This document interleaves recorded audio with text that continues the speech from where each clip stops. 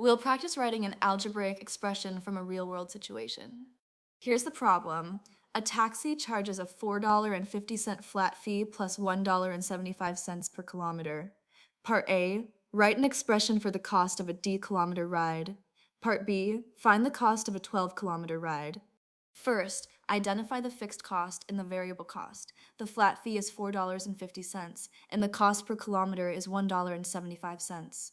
The expression for the cost is the flat fee plus the cost per kilometer times the number of kilometers. So we write C equals 4.50 plus 1.75D. Now for part B, substitute D equals 12 into the expression. C equals 4.50 plus 1.75 times 12. Multiply 1.75 by 12 to get 21. C equals 4.50 plus 21. Add to find the total cost. C equals $25.50. Remember, to create an algebraic expression, identify the constant and the variable parts, then combine them using addition or multiplication as needed.